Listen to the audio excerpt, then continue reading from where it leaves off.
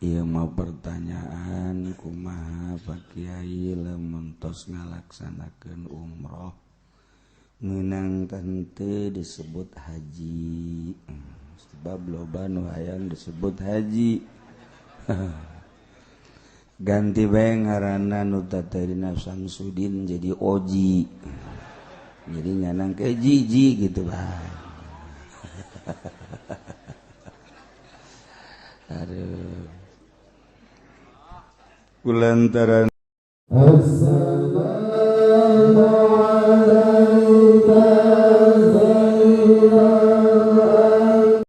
A'udzu billahi minasy syaithanir rajim. Bismillahirrahmanirrahim. Walau syahida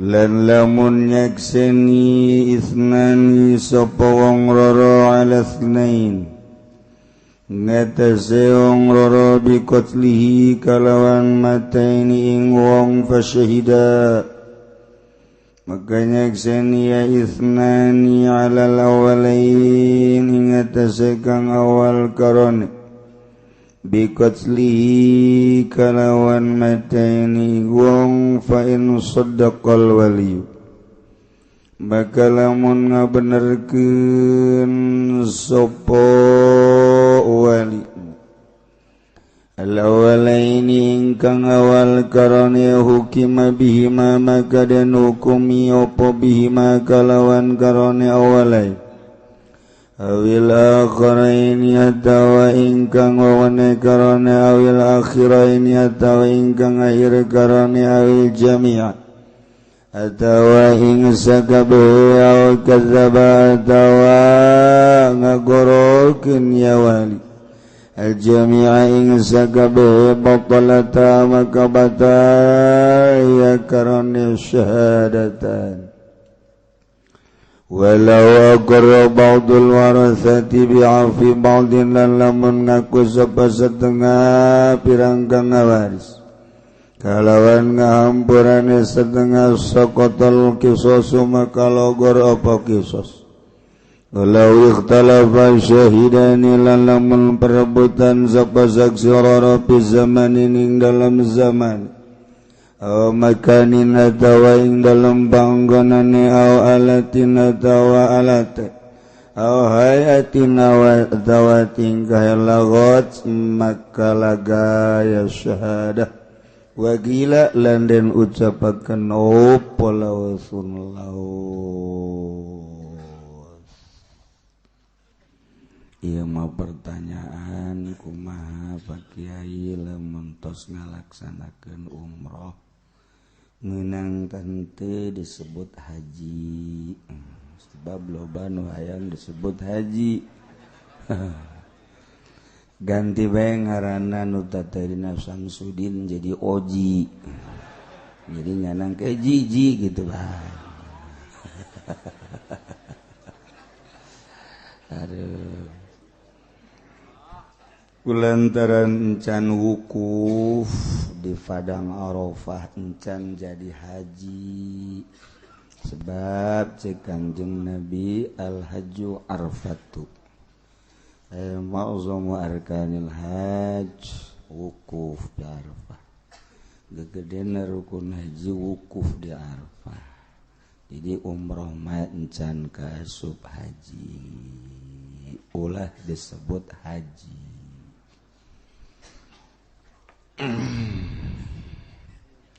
Aya pertanyaan kumaha lamun aya awewe nikah kemudian eueuh bapana aya ge bapa pulung. Jelas-jelasan bahwa eta mah bapa pulung lain bapa asli. Kemudian manehanana langsung ngawakilkeun ka hiji jelema bana ngawakilkeun langsung ka bapa ka UA langsung bae padahal bapa gauana nyahun bahwa eta teh lain anakna lain anak kandung kumaha pertikahanana nyawa atau nyawa pula gitu. Sebab anu kudu nikahkeun makan wali ari bapak bapak angkat mah lain wali. Geus atuh ngawakilkeun ge teu sah. Boro-boro nu lain bapana jajak-jajak bapana ngan bapana pasek aju ngawakilkeun teu sah. Sarwiti boga bapa ngaranna Freddy. Aju nyana mabok malam mingguan di orkes. Ju isuk-isuk nyana masih langleng kene pasek ngaranna. Ju ngawakilkeun teu sah ngawakilkeun. Emang kumaha kitu nikahkeun mantak hese. Atawa bapana tukang zina mun ngalaksanakeun dosa kabair pasek khuruj am taatillah kaluar tina nurut ka Allah. Aju nyana ngawakilkeun teu sah ngawakilkeun nyana nikahkeun teu sah ngawakilkeun teu sah. Kumaha teu bisa dikawinkeun pamanya cenah ge sia masuk manya. Ngaji sok teluk didengekeun sia mah. Sakaing teu sah. Kudu kumaha atuh kudu tobat heula si walina. Ulah lantaran nikahkeunana teu sah lantaran pasek. Anak teu sah nikahkeunana teu sah ngawakilkeunana maka tobat heula maca istighfar heula sing bener tobatna kakarak nyana bisa nikahkeun atawa ngawakil terutama saksi anu ngasahkeun jeung ngahentekeunana pertikahan adalah saksi. Jadi kelanjutanana perkawinan tergantung saksi, saksina teu meunang nu pasek. Oh, ieu nikahkeun langsung digerok we. Jadi aya ke pangnikahkeun ieu. Pake celana pendek deuk main bola. Masya Allah pakai saksi nikah nu mantak beuki halal hancur bae guari negara beuki acak-acakan lantaran pertikahanana nyana sambarangan itu keneh rakyat diharam-haram ge riba terus bae teu ngadenge ka omongan kiai lain kiaina tapi bahasa para ulama dina kitab kiai mana nyampaikeun teu ngadenge sebab pertikahanana baheula pasek ketemu pasek akibatna kuari dititah benerna teu daekeun embungeun ngadengekeun pangajian main HP ti isuk datang ka sore di sore datang ga isuk deui eta akibat teu beres pertikahanan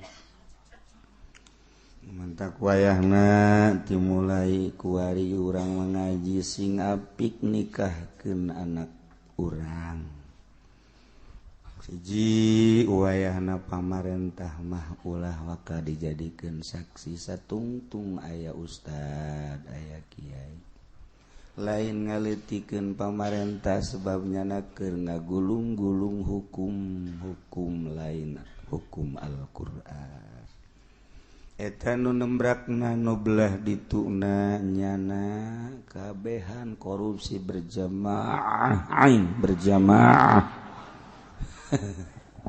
eueuh pamarentah anu teu korupsi aya gelah teu kadeur ketika bupati ditangkep, gubernur ditangkep, urang nyaho gubernur anu ditangkep di penjara, bupati anu ditangkep di penjara. Nu henteu ditangkep lain berarti teu korupsi ngan can giliran. Can kagiliran doang. ketika ditalungtik moal aya bupati nu teu korupsi daek sumpah ulama daek sumpah sia masuk aju kitu mantak ulah bupati dijadikeun saksi ai hadir mah teu naon sadiakeun dahar nginum ngan jadi saksi nikah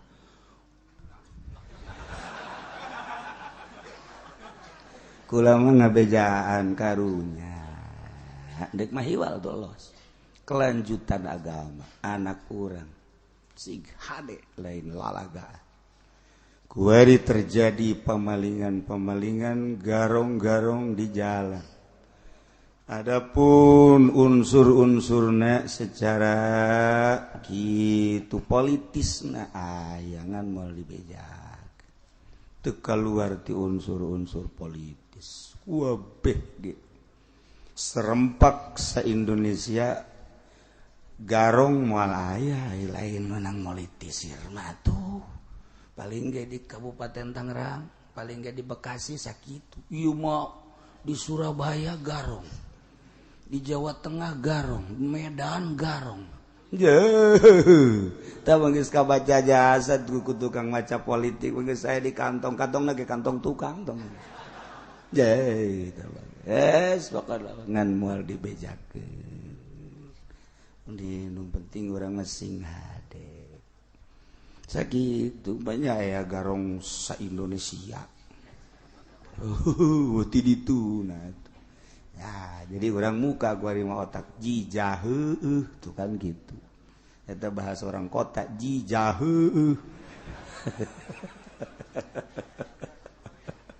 bahasa ya garong babarengan ti itu aja diberitakeun di televisi jadi keur ieu aya urang ngadenge loba di Cikupa aya pamalingan beunang aju di Citra beunang pernah terjadi nu dibeuleup cap baja eueuh deui kan ieu mah pohar mun lain meunang politisir moal ieu non gara-gara penilaian gitu satu sisi di sisi lain emang garong asli na loba jas sebab wabeh lamun pamarentah nyebutkeun waduh teu pamalingan teu boga kais pamalingan nyebutkeun waduh si eta pamalingan si eta maling teu boga kaisin eta pamarentah sebab eta mah nyana ngaling maling motor ai si itu makana imah negara kuari jadi negara pamaling alhamdulillah mantap kurang mah alhamdulillah masih kena diberi fadl ku Gusti Allah daek keneh ngaji fadl panggede-gedena daek nuntut ilmu di mana geus teu daek nuntut ilmu geus we kadituna burem masa depan alam kaditu mana bupati nu daek ngaji mana gubernur nu daek ngaji mana kuari PNS nu daek ngaji jah cenah kami ge di pendopo ngayakeun pengajian hitutan udah ngaji nanti lok beneran teu daek caritakeun pamarentah salah tah kiai na oplok ngaji mah bener itu haram halal ji cenah beus teu dibere duit eta masalahna salah kiaina kene bupatina mah teu salah kiaina nu salah lah kitu cenah kiai masing-masing atuh heuh ini keur ngomong bae sih masing-masing ieu atuh sia-sia aing atuh kumaha sih sia mah ya keur carita doang jadi mana kuari nu beres nu teu maling hese menteri agama ge maling nu kumaha tuh je menteri agama ge maling beuh ketua NU Banten maling nu kumaha tuh eta urusan agama komo nu lain agama mah beuh is teu kitu cenah kitu aing lah waduh kitu we pokona nu mantak ku Gus Dur mah baheula dibubar-bubarkeun ke departemen emang kumaha di dinya gembong malingna mantak Ditanya kenapa Gus malingnya, ya maling aja yang dihancurkan, jangan rumahnya. Habis malingnya udah mendominasi rumah, makanya rumahnya harus dibakar. Mentek sababara departemen dibubarkan kahar. Mun kula kuari jadi presiden, bubar kabeh.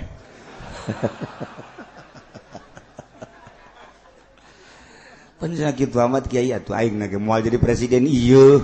Siapa suka juga terusan nanya teh. Aing nggak moal jadi presiden, sanu milih tuh aing. Begitu ditanya mana ijazahna SDG eueuh. Emang kiai henteu tamat ngan neundeuna di mana meureun. Gua di neundeuna teh nyaho. Pernah kapangi waktu deuk pindah teh dihakan beurit saparo. Atuh geus. Pelebatan datangana deui nu dihandap lah. Lah geus bodoh lah. Jadi kuburan mau ditanya ijazah ieu. Tawajan kepentingan dunia mah. Di kuburan sogan Haji Pendi mana ijazah SMP? Waduh saya enggak sekolah. Nah, gua genjreng lo. Jadi teu sekolah pan SDG eueuh sarua bae.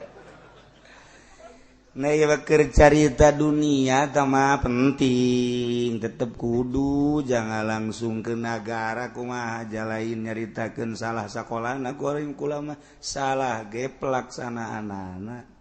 Sakola mah jak kudu nu mantak cek kula ge kunaon pesantren modern gregeteun ka kula pajar nyinggung atuh lain jadi kula ge di Jogja termodern se-Indonesia pondok pesantren Aji Mahasiswa Al Musin.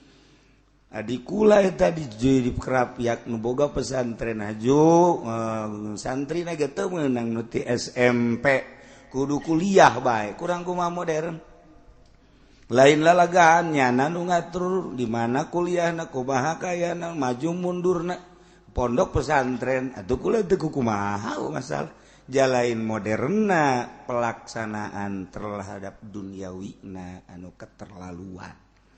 Adapun pendidikan nama penting kumaha lamun teu bisa bahasa Inggris. Hayu orang Amerika datang ke orang Inggris datang make bahasa Inggris, urang da make bahasa mau ke. Ono opo sih? Weh, sira mah tekan mriki kuwi deui. Nah. Aduh, merana. Tungtung namanya di merana gering bae. Itu Jawa mau resep gue lagi ngadenge karena gue ngadenge Jogja, Solo, Jawa tepati tertarik tapi ketika ngadenge Jawa mau resep jasa gue mah bener rajek resep kurang asal kapepet Sunda. Atuh sekolah ditatani besia di bahasa Sunda mah. Eta lah keistimewaan di kota Tangerang Kabupaten eta doang hiji. Dua jeung di ditu belah dituan sepatan eta mah geus dilestarikeun ulah datang ka dieu eueuhkeun. Ih kunaon dia aing aduh ngadari cabe ejo panas ka beung lestarikeun lah mah masyaallah sia ngara kerol di karelnya ruulnya rael aya we kaleuweuhan mah aya tetep kajen kieu ge kota Tangerang teh aya bae. Dia mah madang tekah kobok. Aduh, nu urang teu make haknya nama make urang kokobok kan gitu. Nya nama kah kobok. Kurang jadi leuwih teh gitu tetep bejakeun ka Bupati Zaki Lestarikan. Kudu dadak dieu. Nih mah urang keur menjikapi negara gitu. Itu jol itu. Weri rakyat mah adem ayem naon tetapi di luhur pas ini. Kedudukan presiden per detik YG encan jelas. Kelangsungan negara encan jelas. Mana nu keur digarap di sisi politis, sisi ekonomi, di sisi budaya can jelas. Nggak sabaraha bulannya na jadi presiden karena naon teu sinergis di parlemen nu ieu cicing bae mandeg lantaran aing teu satuju sebab aing mah boga Prabowo nu ieu minoritas deuk terus bae teu didukung ku mayoritas moal beres kajen ku kumaha ge datang ka kuari permenterian can ngajalankeun roda politikna, perekonomian makin mundur. Emang kiai paham? Lain paham aing mah teu sama sakali sakola henteu naon teu. Kok nyaritakeun mundur, loba si Mbah jeung si Emas bebeja dek balik. Waalaikumsalam. Ada apa Mas? Aduh kiai saya nggak bisa ngaji lagi. Emang kenapa? Mau pulang rombongan. Emang kenapa? Pabriknya bangkrut. Si Mbah gitu kene bebeja nu ka Lampung, nu ka Sumatera, nu ka Mama nu kuari nunduk persiapan balik lo pake do bade kene. Kunaon eta? Akibat pabrikna mandeg. Berarti kan perekonomian teh jalan. Je, tu mantak kunaon serahkeun ka.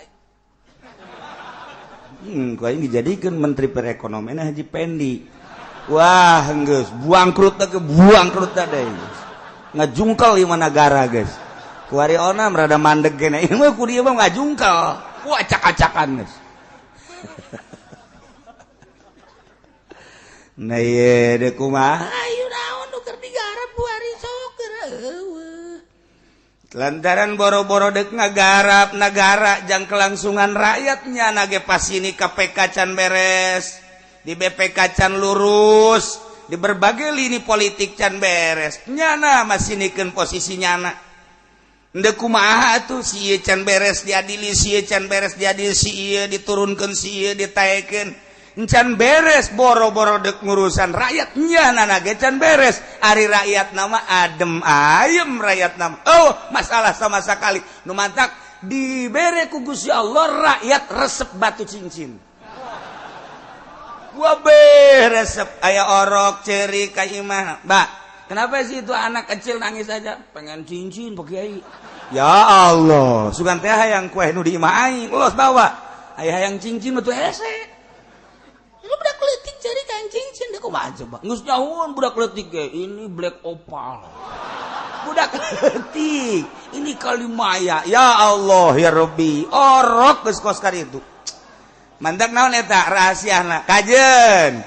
Ditongton bae ku ari pamarentah. Pamarentah nama keur pasini politik rakyat nama.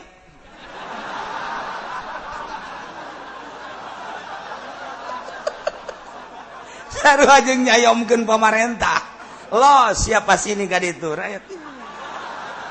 Sorot.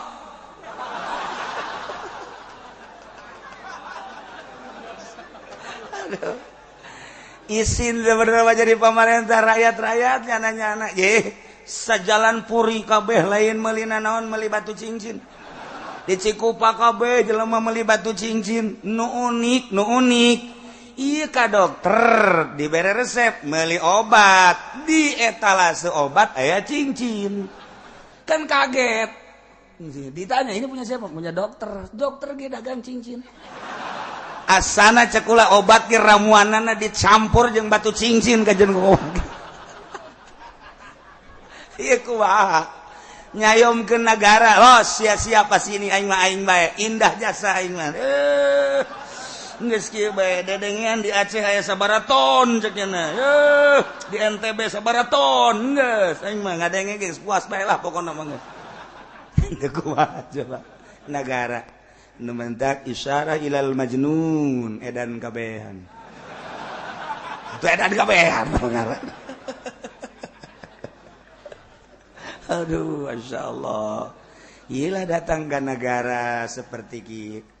Urang zaman seperti kos kieu pamarentah urang mangan nyahona kemudian beas naik kok bisa naiknya anehnya geus biasa gitu kemudian subsidi kok bisa eueuhnya urang mah bodoh pan kok bisa kos kitu sih nya geus kos karar itu bae kok pabrik bisa bangkrut sih nya geus biasa kitu nyahona teh kok barang pangan jadi nara naik sih nya kos kitu teh nyaho nu keur dipasinikeun di luhur rakyat. Masya Allah Karim. Iyalah bentuk negara urang, negara Indonesia nu urang kelanjungetan kelangsungan jeung kemunduranana terletak pada rakyat. Mata kurang ingat ke Bung Karno, gantungkan cita-citamu di atas langit untuk kelangsungan bangsa dan negaramu. Luar biasa Bung Karno pidatona menggebu-gebu, ulah mundur sing-singkan lengan tangan demi untuk kelangsungan negara dan bangsa Bung Karno seperti itu orang kangenahan gua Masya Allah sakadar nyaritakeun keberadaan negara jeung bangsa jeung pemerintahan anak seperti gitulah tetapi masih keneh teu izin pemerintah bertemu dengan rakyat dia tongton ku rakyat seperti gitu dasina ngulamber kahandap sepatuna herang luar biasa jasna ngaciripit batikna kitu kayaknya dibalik keindahan zohir ternyata di dalam batinna aya kebobrokan anu terasa ka urang kebobrokan kabeh na'udzubillah min zalik wa min zalik hanya bisa ngadoa ka Allah mudah-mudahan pemerintah urang dibere jala lujur jeung adil diberi terbuka hatena negara jeung bangsa urang mudah-mudahan diberi lurus ku Gusti Allah sehingga urang aya dina katentreman hirup di negara Indonesia nuku urang dicintai tinggal bisa sakitu walau syahida isnani lamun nyaksian dua jelema lasnain kana dua saksi anu siap untuk menyaksikan kejadian pembunuhan Zaid dibunuh ku Ki Umar. Kemudian aya deui jelema nu tabaru nyaksian kana terjadina eta lantaran saksi malillah tabaru aya jelema anu luar biasa loyalitas jeung kepedulianana sehingga aya dua saksi di atas saksi aya deui nu siap nyaksian. Kemudian pasyahida lalawala ini dua saksi tersebut ya nyaksikeun karena dua saksi setelah diintrogasi tentang kejadian pembunuhan Zaid anu dilaksanakan ku Ki Umar maka disaksian ku Ahmad Muhammad ternyata si Soleh jeung Masluh saksi kedua ngabenerkeun nyaksian kana nyaksikeunana Ahmad Muhammad seakan-akan diperkuat kapan Aibrak bener bae pain sadaqal waliyumun walina ngabenerkeun al-awalaini kanu awal hukima bihima geus saya dihukuman berarti sahih lah dua saksi tersebut wil akhiraini atawa nu kadua wali ngabenerkeun kanu kadua atawa ngabenerkeun kana kabeh atawa ngabohongkeun wali kana sakabehna batalata sebab ta'arud iza ta'arada tasaqata parujial hukmu ilal asli sebab ta'arud beltolak belakang atuh manyasih nu ieu bener nu awal nu kadua salah kok nu dibenerkeun anu salah ta'arud jeung nu awal tawa kabehna teu mungkin kan ai lain memperkuat mah atawa ngabohongkeun kana sakabehna eueuh hiji-hiji acan di antara dua saksi opat berarti ieu nu dibenerkeun ku wali ya batal otomatis lantaran ta'arud ya gugur anak gugur parujal hukmu ilal asli kembalikan hukum karena asal lain berarti gugur lantas kemudian dibiarkan lain carilah solusi yang baru saksi anyar nu bener-bener nyaksikeun coba untuk keabsahan anak dikaji kembali ke di meja hijau walau aqrabadul warasa lamun ngaku sebagian ahli waris biafi badin kana ngahampura sebagian jumlah ahli waris 10 ternyata nu 2 atau nu 4 geus ngahampura sebagian ahli waris kana ngahampura nu 4 teh ditetepkeun kami atas nama ahli waris 10 dari ahli waris maka yang 4 A B C D ia adalah telah mengampuni kesalahan Ki Umar yang telah membunuh Ki Zaid. Dengan demikian kami menyatakan yang 4 saudara kami betul-betul dia telah mengampuni sakotol kisos gugur kisos kembali ke diat kena. Geus teu kaharti pokona mah. Geus teu kaharti we kajian kumaha mun tak dicepetkeun ge kula ge teu kaharti ieu sebenarnya.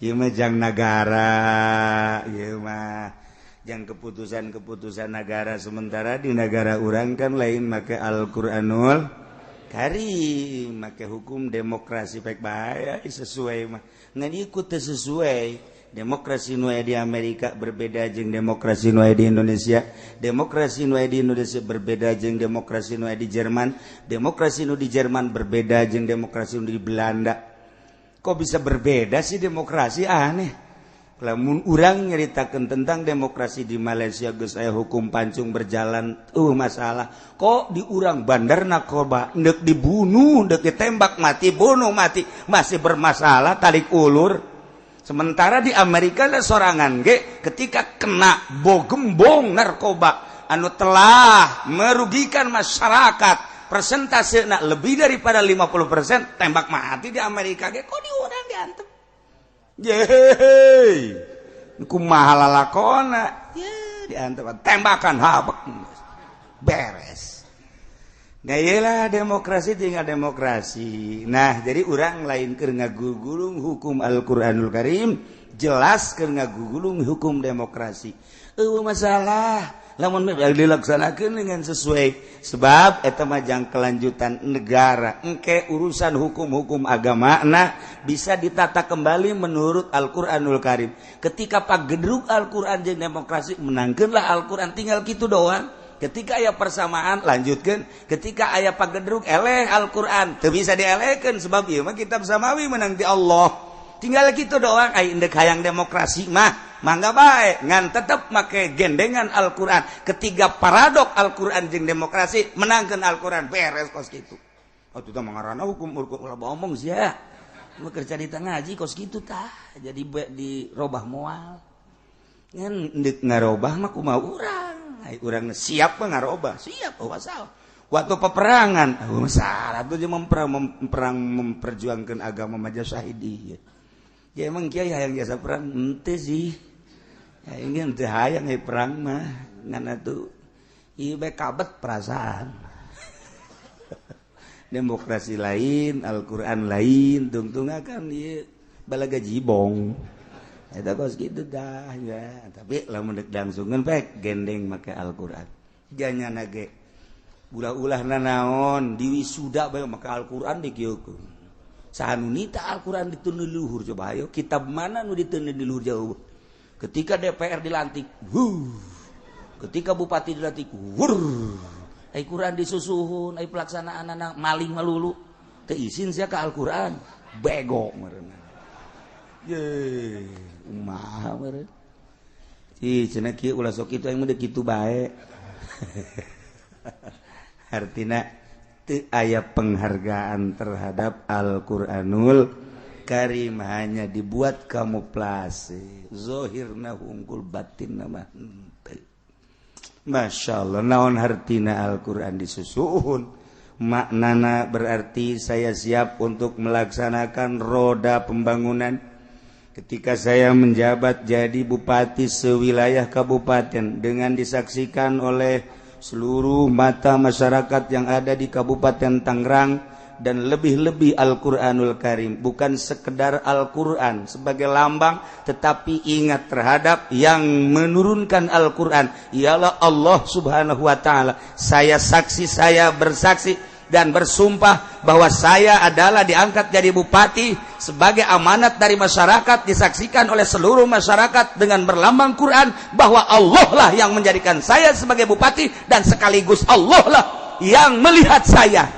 Saya bersumpah ya Allah ketika saya tidak melaksanakan keharusan sesuai dengan aturan-aturan undang-undang maka turunkanlah geledek buat saya. Siapa kulan seri bego mereka.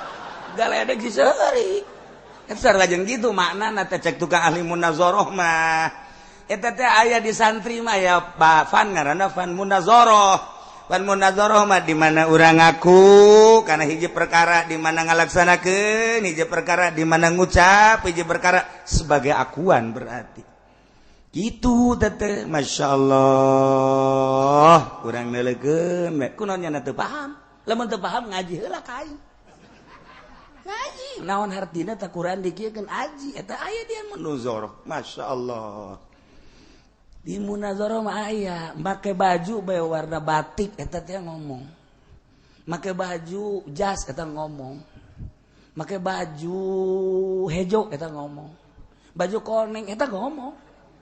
Ji geus seuri rombongan make jas koneng seakan-akan inilah ngomong teteh kos gitu make baju hejo nih saya ngomong emang kumaha gitu. Masya Allah iza taqawala aw fa'ala idda'a sihatahu gitu teteh di mana-mana nyana ngomong atawa nyeun pagawean idda'a sihatahu wa husnahu berarti nyana ngaku kana sehah kana soheh jeung kana benerna jeung kana bagusna cek nyana. Berarti aya jelema make jas koneng seakan-akan pengakuan date saya yang bernama Haji Pendi telah masuk Golkar zahiran wa batinan. Dengan tanda jas saya adalah jas kuning, maka saya siap untuk ditanya oleh malaikat di dalam kubur dan siap nanti di mizan. Kelak nanti ketika saya ditimbang amal, Golkar tidak akan saya lepaskan demi Golkar. Berani saya ke neraka jahanam. Parah amat. Jadi ku ngaji makanya hawan bae kabeh. Ku ngaji mah iddasyata wasau. Ji, tinggal ge ka ditu dikembangkeun bener kebenaranna soheh jeung husnana bener henteu di munazarah ngaranna bisa didebat. Silakan perdebatanana kembangkeun ku urang deuk make debat naon. Ya, nu geus kitu mah geus aya di dieu kabeh. Nu mantep aya jelema datang kotek-kotek oh jasna geus katebak. Atuh geus katebak kabeh ge sebab aya dina kitabna. Geus moal nyalahan kajen ku kitu-kitu bae kajen ku bae. Bener jasa atuh pan pager ge ngomong lawang ngomong ketika digebrukeun lawang cak lawang aing ieu adalah penutup. Ketika aing ditutupkeun ku nu bogana berarti aing teu ngajagaan jelema teu meunang aya nu asup saha bae. Sareng kitu teh pager ngomong pager. Eta kabeh ge ngomong emang teu ngomong tuh ngomong sarua bae. Nah, urang berangkat ti ieu mah beuteung urang kritik eta ngomong. Sarua ngomong eta ge. Sarua jeung ngelingan, hei, uduk dong. Ya Allah ya Rabbi, waduh teu ngomong. Eta teh jangan nyatakeun urang seperti kitu atuh komo Allah nu bogana. Deka mana sia lompat, deka mana sia lempang, deka mana sia kumaha pikiran sia je. Emang sia ti mana panti aing, deka mana deka aing. Emang ku sadi gurakeun dicicingkeun ku aing. Kunaon haju ngolembar pikiran sia. Awas sia ku aing, sadiakeun jahanam sia ku aing. Mandak pang utamana jelema dibere fadol hiji, fadol ngaji. Sehingga ku ngaji mah terbuka blah wih jauh barang ngaji bapak orangnya wih jauh kredit haram wih bener oh nyana ge kan mikir-mikir aing sabaraha bulan deui nya waduh lemun paeh aing sieun oge aya tah nyana ngerenyet gitu mah aya datang ka imam merengut bae ka konon merengut bae ai kreditan orang sabaraha bulan deui kunaon haji inget ka kreditan enggak lain jadi rada kaget oge cenah barang ngaji mah jah orang ngredit teh beres ulah sok ngaji kah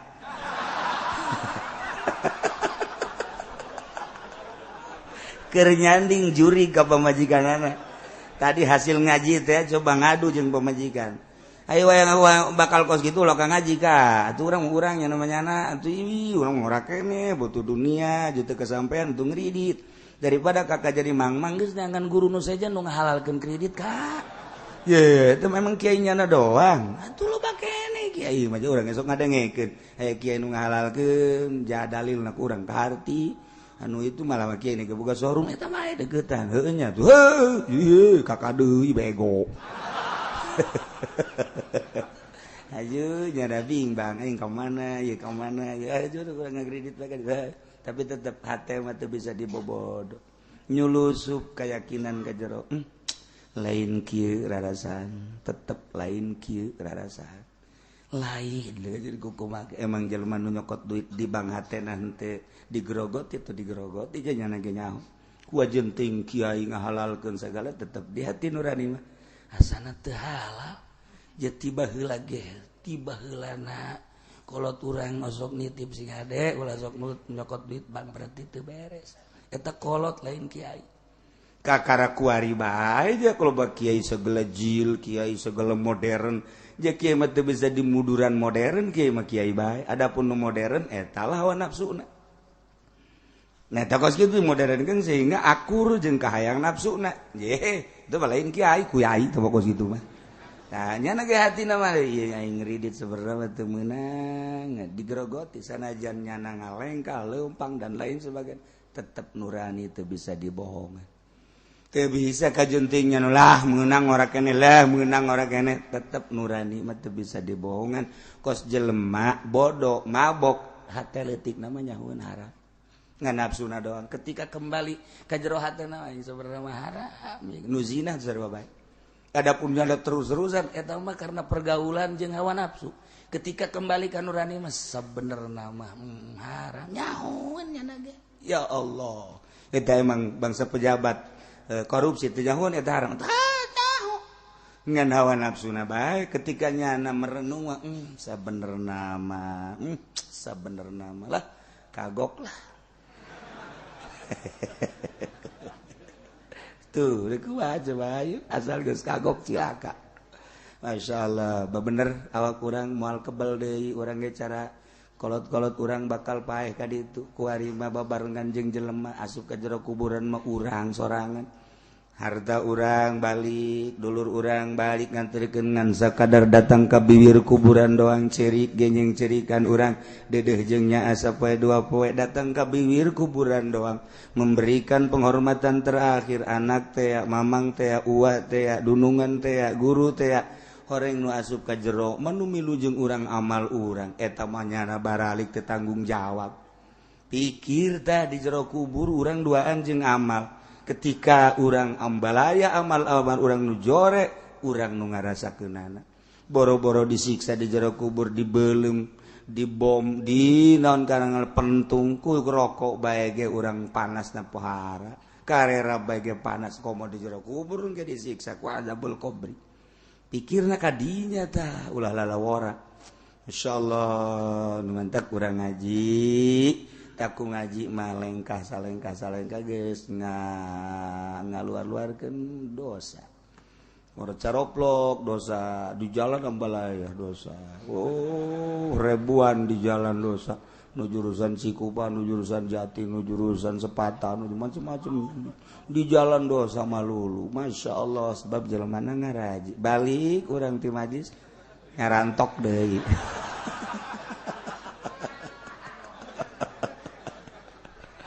Masya Allah kari ulah tetegel ate urang walau ikhtalafa syahidani bi zamanin lamun dua saksi berbeda dina masana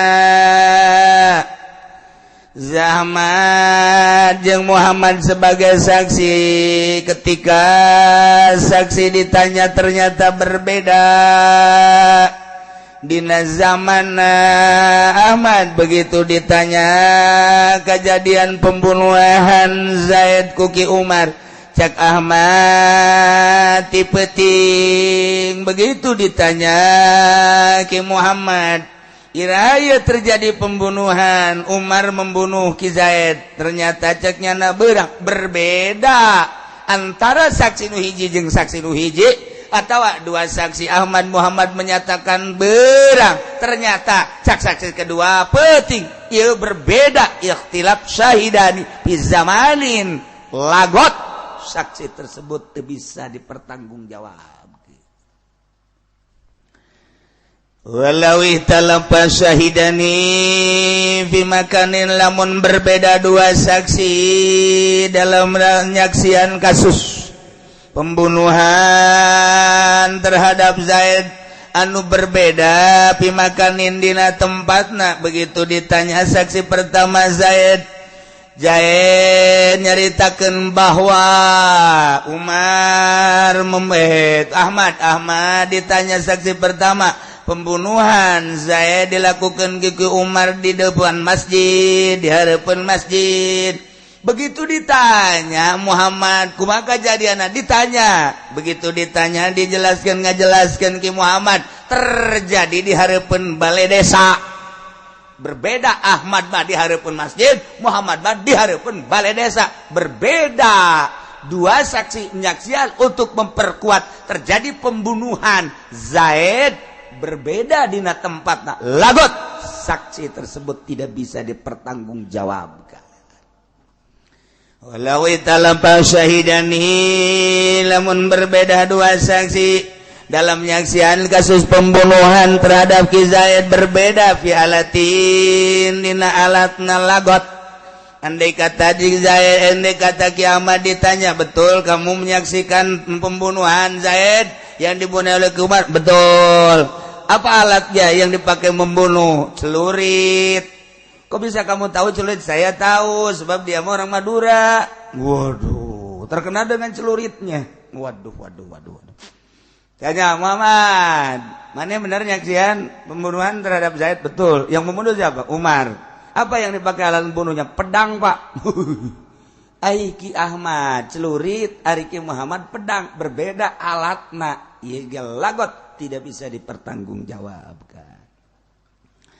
Walau italapa syahidani, lamun berbeda dua saksi dalam menyaksikan kasus pembunuhan Zaid yang dibunuh oleh Ki Umar, berbeda pihayatin dina tingkahna Ahmad ketika ditanya tingkahna Umar ngabunuh Ki Zaid, kemudian Ki Zaid ngajungkal. Neta pertama. Mereka dua, Saki Muhammad begitu ditanya ku jaksa, terjadi pembunuhan Zaid yang dibunuh oleh Ki Umar, tingkahna ieu diseret, berbeda tingkah. Nu ieu mah ditebas ngajungkal, nu ieu mah diseret. Wah, berbeda lagot, teu bisa dipertanggungjawab. Kudu akur dua saksi untuk memperkuat kasus pembunuhan tersebut. Insyaallah orang lamun nyaritakeun tentang pembunuhan di Indonesia, pohara jasa. Di kepemerintahan SBY ge pohara, di pemerintahan nu kuari leuwih pohara deui. Pembunuhan berbagai kasus, terutama ieu narkoba naik 20% dibanding dengan di zaman SBY. Namun di zaman SBY eta aya 20% ditambah 20% 40%. Jadi ribuan per tahun nanti 8.008 7 juta manusia per tahun teh 8 juta manusia anu terbunuh ku narkoba. Ndeu kumaha coba 8 juta lain setik jelema. Ieu encan aya reaksi di masyarakat teh kumaha. Coba hayu teh kumaha coba. Masyaallah terus-terusan baheula mah ceuk kula ge kitu narkoba eta di kota-kota besar, perzinahan di kota-kota besar, pembunuhan kayak gitu kene karena di kota mah heterogen campur dan lain sebagainya. Kuari manggeus merajalela ka kampung-kampung, nu ngaran ganja gele di kampung geus ambalaya. Nu ngaran minuman keras lain daripada bir bintang. Naon bae geus ka kampung-kampung berbagai merek. Karena merekna gitu ditalingakeun ku polisi nyana tanpa merek, ramuan sorangan. Jadi leuwih dahsyat deui budak SD baheula teh kacaritakeun mabok ku ari memulai ti SD. Ieulah dihancurkeun ku orang-orang Yahudi pola pikir bangsa Indonesia. 10 tahun ka tukang mah urang masih keneh aya harismaan pemerintah teh karena nu mabok. Ketika pemerintah kuari ikut mabok minimal manehanana nyaho tapi diam, tidak bertanggung jawab untuk kelangsungan bangsana, maka teu berharisma deui. Polisi kuari jadi lecehan, abri kuari jadi lecehan, budak letik ge ceuri kuari mun dilalag polisi cicing langsung. Budak detik geus pohara jasa ka polisi teh. Masyaallah, ieulah diurang kuari. baheula mah urang ka guru SD bege hormat jasa sebab ngana ngaguruana bener-bener ngadidik muridna. Seakan-akan perbedaan antara guru sekolah jeung guru ngeja akur mantak kula keur leutik ku abah almarhum. Coba sia dek lebaran ya gara ngazakat fitrah ku kali itu tuh kagak Pak Guru Hasan tita ngazakat tuh ka Guru Hasan ka Gelang kunaon eta di aku berarti bener-bener ngadidikna sehingga dimenangkeun da urang ngazakat ka guru. Baheula mah kos itu berang ngazakat ka guru SD sebab guru SD da layak dibere di aku. Perbedaan antara guru SD jeung guru ngaji ngeja. Sarua pada guruna kuari urang deuleu guru SD Masya Allah Karim deuleu guru SMP jeung deuleu kadal akur deuleu guru SMA jeung guru kuliah sarua jeung deuleu oretaneuh sarua jeung ore kobra da kumaha tuh komo engke ka ditu da pamarentahna kos orai naon meureun tah mah sanca bisa ieu mah keur carita naon gitu ratapan masyarakat seperti kos gitulah sehingga masyarakat atau budak sekolah bisa ngahina ka guru emang hinaeun kos gitulah kuari di urang walaupun teu keseluruhan tapi mayoritas seperti gitu eueuh pengorobatan ti budak Masya Allah Karim jadi kos kieu urang akibat awalna terlalu main duit sehingga budak berpikiran lah horenganan dari itu udah bener bae dari deuleu meureunanan guruna gajah bobogohan bae guru aing bobogohan atuh aing ge meureun ulah eleh ku guru bobogohan sarua bae aju kadengekeun guru SMA menzinahi anak muridna kitu keneh kuliah beuh geus ka rumaha kuari ieulah bangsa urang nu bakal nyekel negara kelak nyana bakal jadi camat kelak bakal jadi bupati kelak bakal jadi PNS kelak bakal jadi gubernur di SMA na geus kos karari itu pikumaheun ka hareupeun untuk merubah mengembalikan dengan berbagai cara di Indonesia hese boro-boro eta nu umum sangkilang di NU Gus Dur mengembalikan ke hitoh 26 seseleh hayang ngaleungitkeun budaya-budaya ieu tah di NU supaya bener-bener organisasi sosial keagamaan ulah aya intrik-intrik nu lain ketika pilkada atau pilkada NU mah NU ketika pilgub mah pilgub NU mah itu lain ya mah tanpidna milih nu ieu surona milih nu ieu banserna milih nu ieu ayo ka dieu na ansorna milih nu ieu ketua-ketuana boga pilihan masing-masing da kumaha majuna kok bisa kos gitu sih ini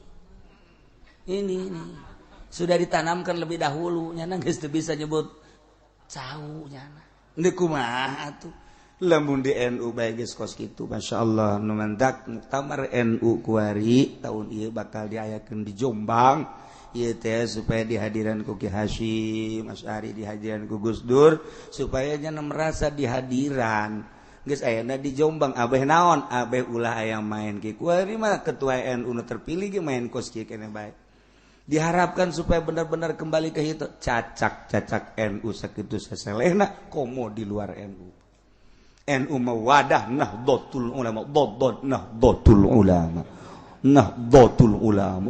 kebangkitan ulama barang di deuleu kumaran ulamana di Golkar si eta di NU si eta di itu si eta di MUI si eta kabeh mun ditanya ku urang kunaon sia di dieu supermarket panaing mah atuh berarti di akhirat lagi super jahanam berarti mah ya